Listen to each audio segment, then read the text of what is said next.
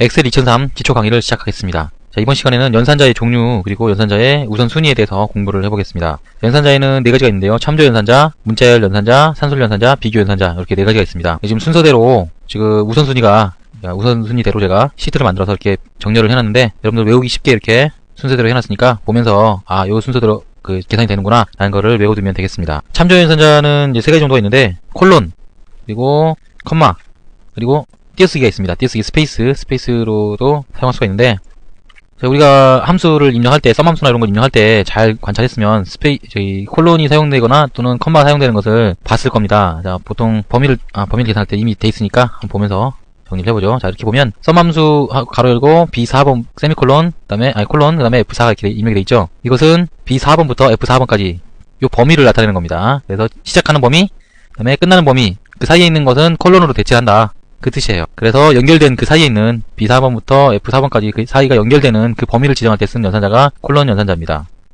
그 다음에 콤마는 떨어져 있는 범위를 지정할 때 그때 사용하면 됩니다. 자, 어떻게 사용하는지 한번 볼까요? 썸 함수를 입력을 해주고 컴마 상태에서 컨트롤 누르고 이렇게 입력을 해주면 컴마가 찍히면서 각각 떨어진 범위에 있는 값들을 이렇게 참조할 수 있는 것을 확인할 수 있습니다. 이렇게 해서 확인을 눌러주면 각각 떨어진 범위, 그 범위에 대해서 이렇게 지정을 해줄 수가 있습니다. 이때는 썸 함수로 한다든지 이런 함수를 이용할 때 콜론과 컴마를 한꺼번에 이용할 수도 있습니다. 자, 썸 걸고 이렇게 일정한 범위, 그 다음에 또 떨어진 범위 이렇게 하면 컴마하고 그다음에 콜론하고 같이 이렇게 섞어서 쓸 수도 있으니까 이렇게 쓸 수 있다는 것 정도는 알고 있어야겠습니다. 그 다음으로 쓸 수 있는 게 아까 설명하다 말았는데 스페이스에 대해서 설명을 드리겠습니다. 스페이스는 교차하는 범위에 대해서 값을 구할 때 그때 쓰면 되겠습니다. 자, 어떻게 쓰는지 확인을 해보겠습니다. 이렇게 갖다 표현을 넣은 상태에서 이 부분과 컨트롤 눌러서 이 부분 같이 선택이 되게 한 다음에 엔터를 쳐주면 값이 틀렸다고 나오죠. 이때는 컴마를 썼기 때문에 에러가 나는데요. 컴마를 지워주고 스페이스로 바꿔주면 겹치는 부분, 지금 이 부분과 겹치는 부분이 이 부분에 지금 D6번 셀에 있는 21만원이라는 값이 표시되게 됩니다. 자, 21만원이 표시됐죠. 이것은 스페이스 값은 겹치는 부분을 말합니다. 이 부분과 이 부분이 만나는 부분. 지금은 한 군데지만 예를 들어서 썸을 이용해서 여러 군데를 설정해 줄 수가 있습니다. 이렇게 이 부분하고 이 부분하고 만나는 부분을 선택해서 더해주고 싶다. 그러면 이 부분을 지워주고 스페이스로 한 다음에 이렇게 해주면 지금 이 부분과 이 부분이 만나는 부분을 더하라고 했으니까 이 부분이겠죠. 이 부분 D4번부터 F8번까지 지정이 돼서 더해준 거랑 마찬가지입니다. 자, 이렇게 해서 겹쳐지는 부분의 값을 더할 수가 있습니다. 자, 그 다음에 문자열 연산자에 대해서는 지난번에 설명을 드렸었는데 기억나시죠? 엔드 문자를 입력을 해서 그 문자열과 문자열 값을 연결을 해줬었습니다. 안개하고 꽃이라는 글자가 있을 때 여기다가 이각과 이각을 연결해서 안개꽃이라는 값을 만들어주고 싶다. 그때는 C2번 엔드 D2번 이렇게 연결해주면 안개꽃이라고 연결돼서 문자가 한꺼번에 더해져서 나왔었습니다. 이건 더 이상 특별한 기능이 없기 때문에 지난번에 설명했던 걸로 이렇게 대체를 하고요. 그 다음에 산술 연산자로 넘어가겠습니다. 산술 연산자에는 이렇게 보기와 같이 이렇게 여러가지 연산자가 있는데 빼기 연산자가 2개 있는데 이것은 음수를 나타내는 연산자입니다. 그래서 이게 제일 우선순위가 높고요.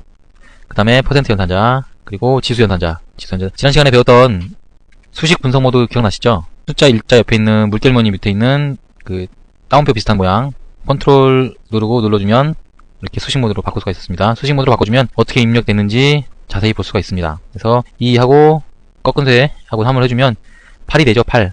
이게 삼성이니까. 그 다음에 2 곱하기 7 당연히 알겠죠. 이거 나누기는 나누기 슬래시로 해주고요. 더하기는 더하기, 빼기는 빼기 이렇게 해주면 됩니다. 그래서 순서가 1번부터 이렇게 쭉 되겠죠. 이렇게 7번까지 순위가 지정이 됩니다.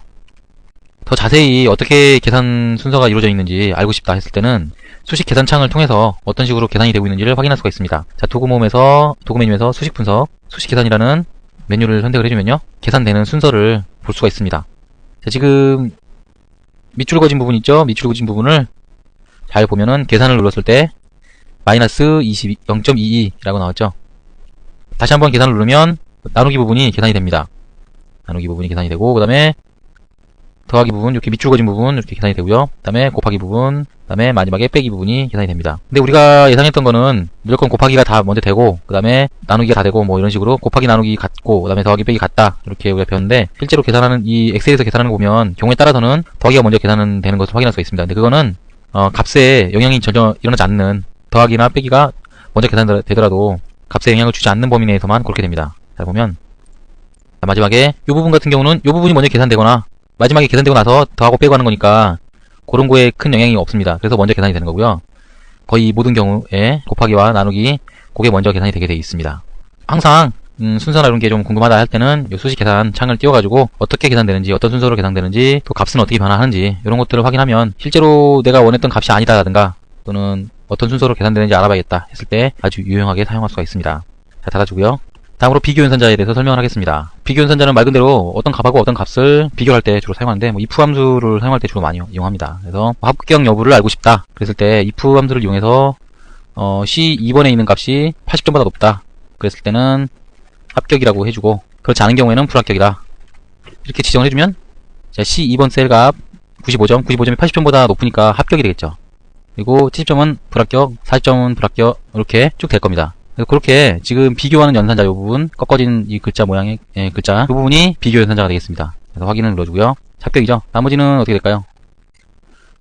90점 넘는 그 점수에 대해서만 합격이 됐네요. 지금은요. 그래서 80점 이상인 경우 이렇게 합격을 시켜줬었고요. 만약에 80점 포함하고 싶다 했을 때는 요 꺾어진 글자 위에, 꺾어진 꺽쇠 위에 오른쪽에 같다표 이퀄표를 넣어주면 80점도 같이 포함해서 합격을 시킬 수가 있습니다. 합격됐는지 확인해볼까요? 자, 이렇게 확인하면 80점도 포함해서 이제 합격이 됐죠. 이렇게 해서 같다표 이퀄 표시하고, 그 다음에 크다, 작다, 크거나 같다, 작거나 같다, 그 다음에 다르다, 많은 연산자가 있으니까 일일이 하나하나 비교해 가면서 그렇게 한번 어떻게 변하는지, 어떻게 쓰이는지 한번 연습을 해보시기 바라겠습니다.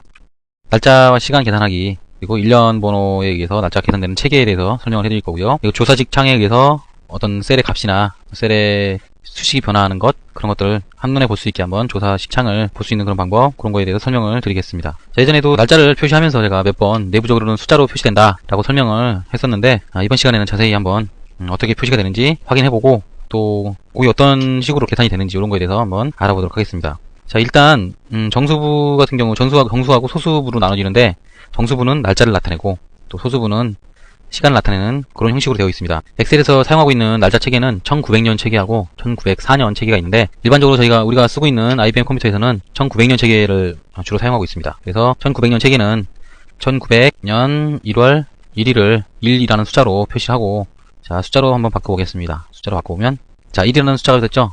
실제로 날짜 서식으로 바꾸면 1900년 1월 1일이라는 것을 확인할 수 있는데, 요 날이 첫 번째 날이라고 기준을 잡고 그 날로부터 몇 번째 날인가, 예를 들어서 2030년 1월 1일은 몇 번째 날인가, 자, 숫자 서식으로 바꿔보면 47,484번째 날이라는 것을 알 수가 있습니다. 그렇기 때문에 숫자끼리 빼서 계산을 한 다음에 날짜로 바꿔주면 어떤 날짜 간의 변화라든가 또는 날짜 간의 기간은 얼마인가 이런 것들을 쉽게 알 수 있겠죠. 그래서 내부적으로는 이렇게 어떤 숫자들을, 이런 일련의 숫자들을 날짜로 표시하는 그런 방식을 저희 엑셀에서는 사용하고 있습니다. 그러니까 우리 실제로 1100 몇십 년에서 1100 몇십 년 몇 월 며칠을 빼가지고 이 나이 사이에 날짜가 며칠이다 라는 것을 계산하는 그런 경우에는 실제로 내부적으로는 요 일련 번호에서 다른 일련 번호를 뺀 다음에 바로 계산해주면 그 기간이 바로 나오겠죠. 이런 식으로 계산되는 거기 때문에 아주 복잡하게 며칠이라든가 또 양력에서 28일날은 언제고 31일날은 언제고 이런 거 바로 계산할 필요 없이 그 일련 번호로 해서 바로바로 계산할 수가 있는 겁니다. 그래서 엑셀에서 제공하는 날짜 체계에서 가장 늦은 날은 1999년 12월 31일날로 돼 있는데, 그게 이제 숫자상으로 따지면 295만 8,465까지 되는데요. 그 이상 넘어가면 의미가 없어지고, 날짜로서 의미가 없어지고 뭐 이상한 음수로 변한다든가 샵으로